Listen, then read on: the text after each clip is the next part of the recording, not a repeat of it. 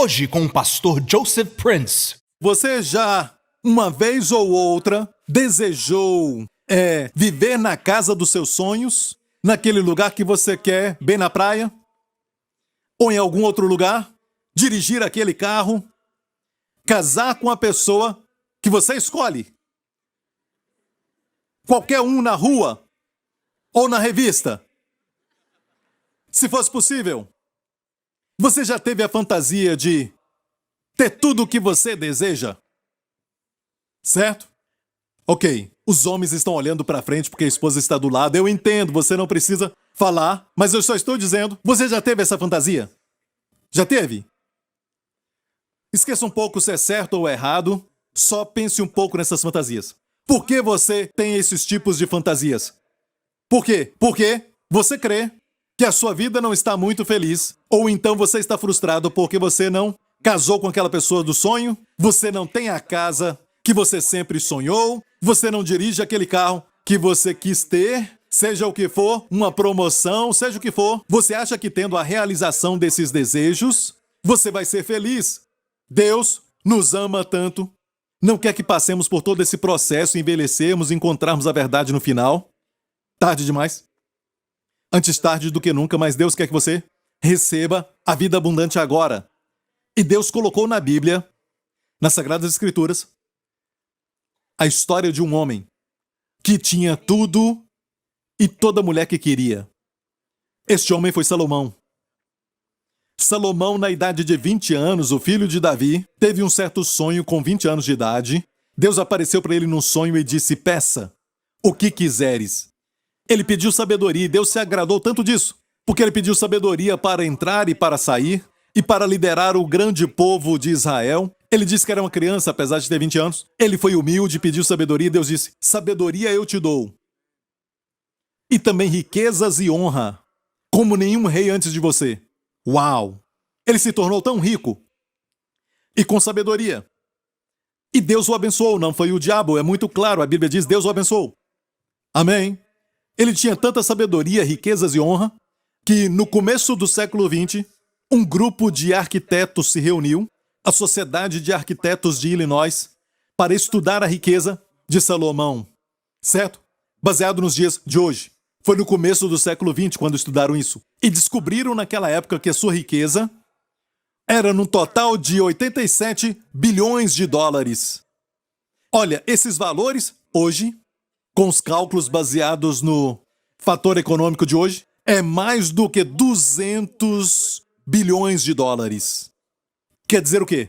Que até hoje, Salomão é o homem mais rico de todo o tempo. Posso falar isso? Certo. Salomão escreveu o livro de Provérbios, com muita sabedoria de Deus. Tem 31 capítulos, e você deve ler um capítulo por dia, e vai ter sabedoria ali para te ajudar naquele dia. E ele escreveu também o livro de Cantares. Ele estava tão cheio de um amor pela amada, que simboliza o amor de Jesus pela sua amada. É o livro de Cantares. E Salomão escreveu mais de 1000 canções. E este livro de Cantares fala sobre isso. É o livro de Cantares que está na Bíblia Sagrada. Certo? Ele escreveu o livro de Eclesiastes, que é um livro depois que a sua sabedoria foi corrompida. Certo? Ele adorou a ídolos por causa das esposas. E quando a sua sabedoria se corrompeu, ele escreveu Eclesiastes, que tem a sabedoria de Deus, mas contém a sabedoria do homem que todos nós podemos entender. Ele teve tudo o que queria. Salomão casou com 700 mulheres. E teve 300, pouco espinho, quer dizer, concubinas. Ele escreveu o livro de Eclesiastes quando as suas esposas fizeram desviar de Deus e ele adorou a ídolos. E, de repente, ele chegou a um lugar quando ele viu tudo claramente e tinha tudo o que o seu coração tinha desejado e escreveu dizendo: vaidade de vaidade, como ele também escreveu o livro das canções no auge do seu relacionamento com Deus. Ele escreveu vaidade de vaidade e vazio de vazio. O livro de Eclesiastes.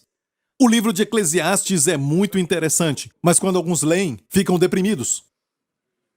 Mas na verdade tem a sabedoria de Deus mostrando a sabedoria do homem e a futilidade dela. Certo? Quando estudar a Bíblia, todo o livro da Bíblia, o segredo, a chave para o livro, é encontrada nos primeiros versos daquele livro. Por exemplo, o primeiro livro da Bíblia é Gênesis, capítulo 1, verso 1, no princípio. Ou seja, Deus colocou a chave da casa, dos livros da Bíblia, na porta. Está na porta, às vezes debaixo do tapete ou debaixo do vaso. Está perto da porta, ou seja, o começo do livro, leia os primeiros versos e vai ver a chave do livro. Como em Gênesis, o que é que está neste livro? Ele fala de começos. No princípio, o começo do pecado do homem, o começo da queda do homem, a doença do homem, do envelhecimento, da promessa, da resposta de Deus, do Messias. E o começo da nação de Israel, o começo de todas as nações. No livro de Lucas, por exemplo, temos, nos primeiros versos, fala de um certo sacerdote chamado Zacarias. Por quê? Porque todo o livro de Lucas fala sobre o sacerdócio da graça. O homem Jesus ministrando o sacerdócio da graça. E o livro do Apocalipse é sobre o anticristo, não? Capítulo 1, verso 1, fala da revelação de Jesus Cristo. É a revelação de Jesus Cristo. Não é sobre besta e dragão, é sobre Jesus. Então, Deus coloca a chave para a porta da casa em um lugar perto da porta. Os primeiros versos de Eclesiastes dizem: vaidade de vaidades, vazio de vazio. Sabia que o nome de Deus é somente Deus em todo o livro de Eclesiastes? Que é Elohim, o Criador, em hebraico. Sabia que o nome, o Senhor, Jeová, não aparece? O Senhor, pesquise isso. Ali você não vai ver Senhor, mas sempre Deus. Em hebraico, o Senhor é o Deus de relacionamento, o Deus da graça, o Deus que cumpre a sua aliança. Mas Elohim é o Deus criador. Olha, em Eclesiastes, Salomão pensava de Deus como muitos pensam de Deus hoje. Eles dizem: ah, que bom que eu não estava ali. Sabe por quê? Alguém lá em cima está olhando para mim. Senão aquilo teria caído sobre mim. Eu teria um acidente. Alguém lá em cima está olhando para mim. Ele sabe que tem alguém lá. Esse é Elohim, o Criador. Alguém fala de poder do alto ou inteligência do alto. Não conhecem. Nós o conhecemos como o Senhor. Yud-Hei Vav-Hei. Jesus. Você vai ver a frase vaidade de vaidades aparecendo muitas vezes no livro de Eclesiastes. Certo? Por exemplo, vaidade de vaidades aparece 37 vezes neste livro. Também a frase debaixo do sol aparece 28 vezes. Igreja, o problema do livro de Eclesiastes é que não fala sobre o Filho, que é o sol da justiça. Eles falam sobre o outro sol. Sabe por quê? As pessoas estão decepcionadas, frustradas, porque só pensam neste sol. Eu acho que as pessoas não têm que ficar pensando tanto no céu, porque aí não conquistam nada na terra. O problema é que ninguém está pensando no céu. E não tem nada na terra. Você tem que pensar no céu para conquistar a terra. Você tem que estar são, em paz, sem perturbação, tranquilo, para ajudar aqueles que estão frustrados, deprimidos, com ira. Como alguém que não tem paz pode ajudar quem não tem paz? Sua mente tem que estar no céu, pensando acima do sol, porque tem mais vida acima do sol. Posso ouvir um amém? Então fala muitas vezes sobre debaixo do sol. Por isso estava deprimido. Sobre a terra aparece 7 vezes e debaixo do céu aparece 3 vezes e a terra e as coisas da terra aparecem 40 vezes. É o livro de Eclesiastes, ok? Vamos ver este livro. O que Salomão disse? Você já sonhou ou fantasiou em ter os seus sonhos realizados? Ter tudo o que você deseja? Olha para este homem. Salomão. Disse eu no meu coração, ora vem, eu te provarei com alegria, portanto gozo o prazer, mas eis que também isso era vaidade. Ao riso disse, está doido da alegria de que serve esta? Olha, você vai ler tudo que Salomão buscou, que na verdade está no seu coração, certo? Olha, mas o fato é que estas coisas aqui são, na verdade, bênçãos de Deus. O riso é bênção de Deus. Tudo que nós vamos ler aqui neste livro são bênçãos de Deus. Vamos ler sobre a música. Tudo é bênção de Deus. Bênçãos de Deus para desfrutarmos nessa terra. Mas estas coisas sem Cristo, até o riso sem Cristo, são vazias. É vazio de vazio. Se você vive com muito dinheiro, com nada para fazer com ele, nenhum propósito, nenhum destino, é vazio. É muito vazio e vamos ler algo interessante aqui. E lembre-se do que eu disse. Essas coisas não são todas erradas. Exceto, é lógico, 700 mulheres. Certo? Mas pense sobre o seu casamento. Ok? Deus pode melhorar mais do que 700 vezes. Ok? Deus é um Deus que quer sustentar todas as coisas, mas também Ele quer te dar vida mais abundante. Então olha este versículo. Eu busquei em meu coração, e eu vou destacar toda vez que ele fala eu, é o maior problema nas nossas vidas hoje. Eu, mim, eu mesmo, eu busquei, eu pesquisei, eu. É como aqueles que estão sob a lei. O bem que eu quero fazer eu não faço, mas o mal que eu não quero fazer, este eu faço. Quem está sob a lei só pensa em si mesmo. Ok? Ele fazia isso, ele buscou em seu coração como alegrar a minha carne com vinho, regendo, porém, meu coração com sabedoria. Tem algumas pessoas que dizem, eu quero as coisas boas da vida. O vinho representa luxo, se eu puder ter as coisas boas, os produtos da Prada e coisas assim. E Louis Vuitton e todas as outras marcas famosas. E ainda ter sabedoria. Posso beber vinho e ainda reger o meu coração com sabedoria. Eu vou buscar isso. Tem pessoas que ainda creem que conseguem controlar a bebida. Outros não conseguem. Mas eles sempre podem. Eu posso controlar a minha forma de beber e tudo mais. Ele tentou isso, ele fez isso. Verso 4. Fiz para mim obras magníficas. Ele tentou engenharia. Edifiquei para mim casas. Ele tentou arquitetura. Homens, às vezes sonhamos, não é verdade, construir a casa dos sonhos. Se o dinheiro não fosse um problema, você construiria uma casa? Sua sala de estudos? Sua academia? Não é, irmãos? Ele tentou construir, não ficou satisfeito. Tentou arquitetura, construir casa e plantou também vinhas. Fiz para mim hortas e jardins. Tentou horticultura. E plantei neles árvore de toda espécie de fruto. Então tem aqueles que creem que, para tirar um pouco do estresse, você tem que voltar à mãe natureza. Tem que tocar no solo, tem que plantar alguma coisa e abraçar uma árvore. Mas te declaro algo que o Criador, ou melhor, a criação não pode satisfazer como o Criador. O seu coração não foi feito para coisas menores. Você é a maior de todas as coisas criadas. Deus te fez a maior, de acordo com o livro de Gênesis do começo. Como se satisfazer com algo menor? Próximo verso. Fiz para mim tanques de água. Agora ele tentou hidráulica. Para regar com eles o bosque que tinha árvores. Adquiri servos e servas para fazer massagem. Não é nada mal. Ninguém pode falar que está cansado. Não é. Também tive grandes possessões de gados e ovelhas. Ele tinha um zoológico. A Bíblia diz, na história de Crônicas, diz que ele tinha macacos, pavões, de outros países. Ele importava. De fato, Salomão teve muitos cavalos. Os cavalos árabes. Ele importava do Egito. Ele importava da Arábia Saudita. E esses cavalos eram muito lindos. Isto pode se comparar aos dias de hoje com uma Lamborghini. Um Porsche. Ele tinha todos eles. E ainda assim, com todos esses cavalos, eram os verdadeiros cavalos de força. Ele tinha isso.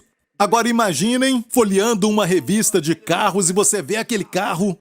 E se o dinheiro não fosse problema, você já se viu dirigindo um carro assim? E essas coisas, na verdade, não são coisas erradas. Você entende? Deus não se importa se você tem isso. Mas tudo está errado se isso não for para Cristo. Mas, pastor, como ter uma Lamborghini para Cristo? Deixe-me dizer isso. Deus pode te abençoar com algo que você nem precisa. E você diz, por que o Senhor me deu isso? Porque eu te amo. E você, então, dirige isso à noite. Para ninguém te ver. Só você, Jesus, você vai para um estacionamento e só adora Jesus e tem um momento com Ele. Mas alguns, quando compram um carro assim, certo? Querem impressionar. Sentem um vazio se não impressionarem. Então tem que ir para um lugar onde tem muitas pessoas na estrada ou perto de uma praia ou algo assim, abaixar os vidros e bum, bum, bum, bum, e eles Precisam disso, precisam disso. Então, é o que eu estou falando, estou dizendo sobre o vazio que está lá dentro. Eu não estou falando disto, estas coisas, Deus não tem problema com isso. Para Deus é só 4 pneus de borracha e um metal. O homem fica doido, Deus tem carruagens de fogo que até desafia a gravidade. Você vai andar nela, querendo ou não. Amém. Para viajar pelo universo. Amém. Verso 8. Amontoei também para mim prata e ouro, e tesouros dos reis e das províncias. Imaginou se você tivesse todo ouro e prata? E olha isso. Provi-me de cantores e cantoras, e das delícias dos filhos dos homens, de instrumentos de música de toda espécie. Experimentou a música? E muitas pessoas, especialmente os jovens, experimentam a música. Acham que a música satisfaz. A música é uma bênção? Sim, é uma bênção de Deus. Mas não se esqueça, até a música foi criada por Jesus e para a sua glória. Amém. Ele experimentou música. E fui engrandecido e aumentei mais que todos que ouvem antes de mim. Mas olha o verso 10. E tudo quanto desejaram os meus olhos não lhes neguei, nem privei meu coração de alegria alguma. Este homem viveu sua fantasia, certo? Certo? Ninguém quer falar de fantasia, não é? Fantasia, fantasia, fantasia, fantasia. Não é uma palavra suja, ok? Você pode fantasiar sobre coisas boas, amém? Mas estou falando também daquelas fantasias que ninguém pode saber. E é aí que eu quero chegar, porque você pensa que, realizando estes desejos, você vai ser feliz. E você não está feliz hoje porque você não satisfaz esses desejos. Não dirige o carro que você quer. E não casou com a mulher que você queria ou o homem que você queria. E você acha que tudo isso está roubando a sua alegria. E Deus colocou uma história aqui para mostrar que este homem podia ter tudo ou qualquer pessoa que queria. E sua conclusão? Próximo verso. E olhei eu para todas as obras que fizeram as minhas mãos, como também para o trabalho que eu trabalhando tinha feito, e eis que era tudo vaidade e aflição de espírito, e que proveito nenhum havia debaixo do sol. Tudo era um grande vazio. Era tudo aflição de espírito. Ele acabou afligido no espírito. Ele tentou de tudo, e quando alguém perguntava como você está, nós diríamos, temos vida, olha, vida, e vida com abundância. Porque a vida não é somente uma expressão ou um objeto. A vida é a pessoa de Jesus Cristo. Jesus disse, eu sou o caminho, a verdade e a vida. No túmulo de Lázaro, Jesus disse, eu sou a ressurreição e a vida. Você crê nisso, Marta? Ele é a vida. E nós a temos, se alguém falar, como está? Muito bem. Mas se perguntasse para Salomão isso, verso 17, por isso odiei essa vida. Como vai a vida? Eu odeio! E atrás dele, uma das esposas passando. E ele pensando, como é que este homem que tem tudo que ele quer e podia ouvir os seus cavalos lá no palácio rinchando. Ele tinha uma Lamborghini lá. Tinha 50 Porsches, Ferraris, Lamborghinis. E alguém pergunta como vai a vida? Eu odeio. O que aconteceu, Salomão? Pobre Salomão. Obviamente, no final, nada disso satisfaz. Por quê? Porque a resposta é, o que eu falei agora, eu fiz, eu obtive, eu construí, eu fiz para mim, eu fiz para mim, eu. O seu problema e o meu problema é que nos preocupamos com o eu, e assim nos frustramos. E assim ficamos com pouca paciência e até sentimos dor. Quando só pensa em si mesmo, você vive uma vida com muita dor. E nós pensamos em nós mesmos, certo? De uma certa forma, quando tiramos uma foto, quando nós estamos no meio daquela foto, qual o rosto que você procura primeiro? Do seu amigo, certo? Não é lógico, você procura para si mesmo.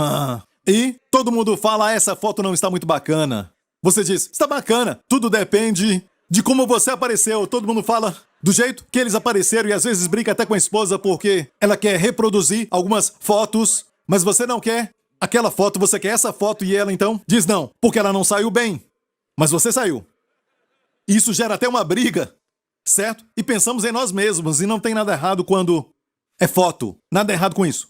Mas só para ilustrar que todos nós pensamos em nós mesmos e por causa deste fato, ficamos frustrados e com dor. Uma das razões por que Jesus curava as pessoas é para você parar de pensar em si mesmo, porque quando estamos com dor de dente, em quem nós pensamos? Nos missionários na Etiópia? Pensamos em nós mesmos. Então, alguns dizem Deus dá doença para as pessoas para ensiná-los longanimidade, paciência. Eles não sabem do que falam. Aqueles que ficam doentes ficam egoístas. Não os estou culpando, só falando de um fato. Quando você está doente, você fica mais exigente, se torna um peso para os outros, você fica com raiva de quem está do seu lado, certo? Quando tem dor de cabeça, você fica alegre ou chateado? Então não é verdade. Deus te quer bem para você não ficar pensando em si mesmo. Está me ouvindo? E a única forma de que você pode ser liberto de si mesmo é ficar pensando em Cristo. É se ocupar com Cristo, estar focado em Cristo, na sua beleza, que é maravilhosa, incomparável, sua sabedoria inesgotável, na sua bondade, quando tocava no leproso. Ser limpo. Essa bondade aquece o coração. Meditar nele, focado nele, acordar e dizer: esse dia é maravilhoso, eu pertenço a Jesus. Amém. Posso ouvir um amém? Veja, se não vigiar, o que vai acontecer aqui? Eu se torno o centro, eu e eu mesmo. Eu e eu mesmo. É uma vida dolorosa, porque você foi criado para coisas maiores. Você foi criado para pensar naquele que é maior. Você foi criado por ele e para ele. E por ele você vive uma vida de harmonia. Posso ouvir um amém? Como chegar a este lugar, pastor Prince? Se não chegar a este lugar, o que vai acontecer é que você vai. Talvez escute aqueles que se preocupam com si mesmo. Talvez vão na direção de um complexo de superioridade. Ou nos tornamos inferiores. Ah, eu não tive uma boa educação. Meu português não é bom. Eu sou feio. Eu não sou bonito. Não sou inteligente. Nem comunicativo. Meu nariz é muito chato, meu nariz é muito comprido. Meu cabelo é ruim. E olha que conhecemos pessoas assim, com esse tipo de problema. É pensar em si mesmo. É doloroso. Tem muita dor. E nós lidamos com isso porque, quando eles se colocam para baixo, nós crescemos. Então é fácil lidar com isso. Mas aqui é difícil porque eles nos humilham. Ambos pensam em si mesmo. E os dois são ruins, é a mesma moeda com os dois lados. A mesma árvore do conhecimento do bem e do mal. É um problema. Qual a resposta? A resposta é pensar sempre em Cristo. Posso ouvir um amém? Pensar sempre em Cristo. E a Bíblia diz que todos nós somos importantes. Certo? Nós não temos funções iguais, mas somos igualmente importantes. Somos igualmente amados. E deveríamos experimentar este amor como se fosse todo para nós. Amém? Mas nos lembrando que Deus nos ama a todos, mas devemos experimentar este amor pessoalmente, mas não quer dizer que Ele ama os outros mais do que você ou você mais do que os outros. Amém? E precisamos nos lembrar que somos o corpo de Cristo. E a vida não é somente sobre nós mesmos. Somos o corpo de Cristo e o corpo tem diferentes órgãos, diferentes funções. Vamos ver isso em 1 Coríntios 12. E se o pé disser, porque não sou mão, não sou do corpo, não será por isso do corpo? E se a orelha disser, porque não sou olho, não sou do corpo, não será por isso do corpo? Se todo o corpo fosse olho, onde estaria então o ouvido? E se todo fosse ouvido, onde estaria o olfato? Certo? Próximo. Mas agora Deus colocou os membros no corpo, cada um deles como quis. Se você é um professor de crianças, fica alegre.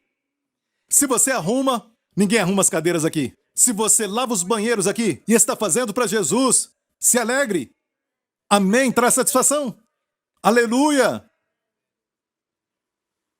Só porque a sua função é de olho. Muitos olham para os olhos e não para o pescoço. Não olham para a testa. Você tem uma testa grande, hein? Não olham para seu nariz. Sabia? Olham para os olhos o tempo todo. Os olhos recebem isso. Mas o corpo todo não é olho, também tem o ouvido. O olho não pode falar para o ouvido, não preciso de ti. O olho e o ouvido são importantes. Um rapaz conquista uma garota e sai com ela e olha para ela e olha nos olhos. e fala bem assim: meu Deus, os seus olhos são tão lindos. O que está acontecendo comigo? Estou olhando o pastor Mark. Você tem olhos tão bonitos. Ele quer conquistá-la, certo? Ele não chega a ela e diz: alguém já te falou que você tem umas orelhas lindas? Eu vejo a cera saindo dos seus ouvidos. Suas orelhas são lindas, sabia? De fato, antes de você chegar lá bem longe, eu vi as suas orelhas. Você tem umas orelhas muito lindas. Ninguém fala isso, não é? Geralmente os olhos, sabe? Quando eu namorei com a minha esposa, eu mandava flores pra ela com as palavras: os seus olhos são lindos.